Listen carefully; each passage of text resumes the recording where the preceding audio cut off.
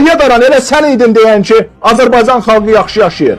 İş tapıb işləmək istəmirlər. Bazar iqtisadiyyətidir. Hardadır o iş? Hardadır? Gedək məşğulluq agentliyinə.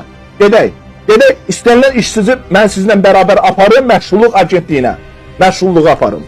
İş axtaran statusunda qeydiyyata alınsın. Sonra da işsiz kimi qeydiyyata alınsın. Görün həmin adamı məşğulluq agentliyi sonradan itirib axtaracaq. Gör ondan maraqlanacaq. Gör maraqlanacaq onunla. Bugün sən də yaxşı bilirsən, mən də yaxşı bilirəm ki, adi bir fəhlə işləmək üçün işə gedirsən. Soruşurlar ki, səni kim göndərib, kimin adamısan?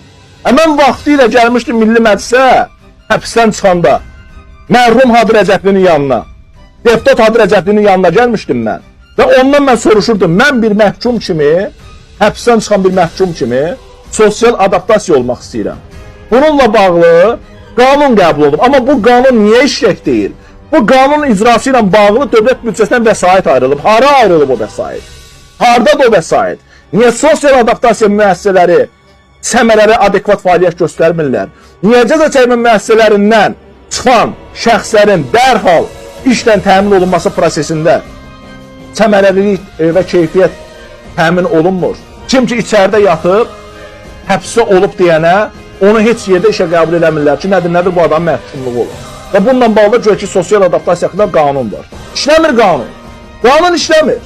Və nəticədə Hadi Rəcəbli Rəşid Behbudov adına mahnı teatrının yanında yerləşən bir restoran var idi.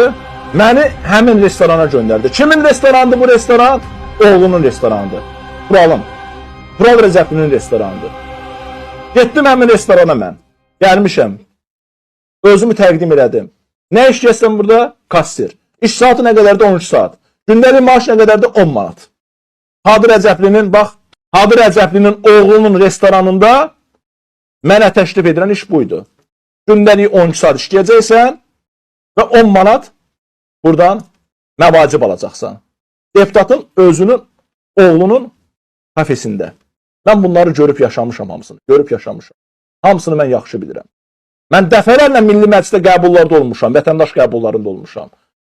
Heç bir deputatın qəbulu səmərəli nəticə verməyib. Bugün də vətəndaş qəbulları var deyək ki. Kimə lazımdır o qəbullar? Nəyə lazımdır o qəbullar?